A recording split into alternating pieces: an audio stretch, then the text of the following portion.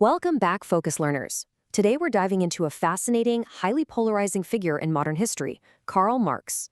In this explainer, we're going to break down the core mechanics of his economic theories, and then we're going to put them to the test. We'll look objectively at the historical facts to see exactly why his grand predictions about capitalism and the working class just didn't pan out the way he thought they would. We're going to keep it strictly to the data, the doctrine, and the historical reality. Let's get right into it. Here is our agenda for today. Number 1. The Industrial Revolution. 2. Marx's critique of capitalism. 3. The Communist Manifesto. 4. Predictions versus reality. And 5. Marx's shifting legacy. Starting with Section 1, the Industrial Revolution, the birth of a new economic era. To really grasp a theory, you have to understand the massive societal shakeups that sparked it. The world back then was undergoing a seismic shift. In the mid-1700s, the Industrial Revolution kicks off in Britain. Then jump to 1789, and the French Revolution basically wipes out Europe's ancient regime. The old power structures of monarchs and nobles are collapsing. Right into this transforming world, Karl Marx is born in Prussia in 1818. By 1848, Europe is just engulfed in failed political revolutions. Society was moving away from monarchies and fully embracing industrial economies, but that shift was creating some staggering wealth inequality. So, we really need to define the two sides of this newly emerging economy. First up, the bourgeoisie. As the old kings and queens faded out, this new class stepped up and seized political power. The bourgeoisie were the factory owners, the investors, the bankers, the wealthy industrialists. Basically, they were the people who owned the modes of production, and they were accumulating massive, unprecedented wealth. And then you have the flip side of the coin, the proletariat.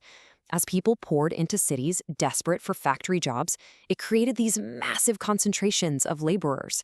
And the conditions? They were brutal, often living together in absolute dire poverty, packed into completely makeshift housing. It was this intense, visceral contrast, the extreme wealth of the bourgeoisie right next to the suffering of the proletariat, that really formed the foundation of Marx's entire worldview. That brings us to Section 2, Marx's critique of capitalism, exploitation, and alienation. Let's examine the actual mechanics of how Marx critiqued this system. He was heavily influenced by the labor theory of value, which basically says a product's value is determined entirely by the labor put into it. So he looked at capitalism and saw a built-in three-step cycle of exploitation. Step 1, workers create the value. Step 2, the capitalist swoops in and takes the profit from that labor. In Step 3, because of this dynamic, workers become completely alienated from the product they're making. But even deeper than that, Marx argued they become alienated from their own humanity. They're stuck doing these exhausting, menial tasks that just drain their creativity, leaving them unable to even enjoy their lives when they finally go home.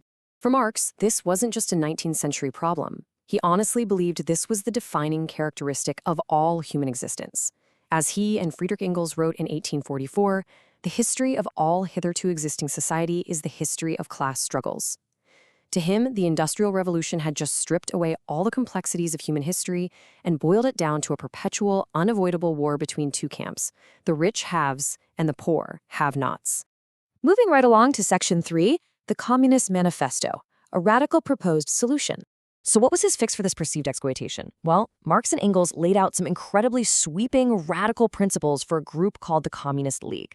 And what's wild here is the sheer scale of the utopia he was pitching. He completely rejected the idea of individual natural rights. He thought they were selfish. Instead, he wanted collective freedom. He demanded that the public, not individuals, not even the state, control literally all modes of production and property. On top of that, he wanted the total eradication of religion and the complete elimination of all private rights, believing that was the only way to stop oppression for good. And this radical restructuring didn't stop at the factory doors. It went right into the living room. Marx argued that the traditional family had been corrupted by capitalism, that it was basically just a system of private gain now. So to reach a true communist society, he said the family unit itself had to be completely abolished, right alongside private property. The idea was that absolutely everything and everyone would be held in common. Which brings us to the core focus of this explainer, Section 4, Predictions versus Reality. The late 19th century unfolds. Marx was absolutely certain about how the future was going to play out. He predicted that capitalism was inherently doomed, that it would inevitably collapse in on itself. He believed the system would just keep concentrating wealth until you had a tiny elite at the very top, while the massive working class would face extreme worsening impoverishment. And he claimed this mass starvation and suffering would trigger a mandatory, violent global revolution where the workers would rise up, overthrow their oppressors, and usher in communism. But history threw a major curveball. By the end of the 19th century, Marx's predictions regarding capitalism and the working class were proving pretty inaccurate. That inevitable collapse, it never happened. Instead of mass impoverishment driving everyone to revolution, the historical reality is that wages and living conditions for workers actually started to improve. Societies showed that they were adaptable. We saw significant economic reforms getting enacted all throughout Europe and America. So capitalism didn't destroy itself, it adjusted. And in doing so, it alleviated the exact pressures Marx assumed would guarantee a violent revolution. Let's wrap things up with Section 5, Marx's shifting legacy: intellectuals, workers, and revival. There's a fascinating, honestly kind of ironic twist when we look at his historical footprint. Even though he wrote entirely on behalf of the proletariat, his actual supporters were very different. His ideas were mostly championed by upper-middle-class intellectuals, literally the bourgeoisie he was criticizing.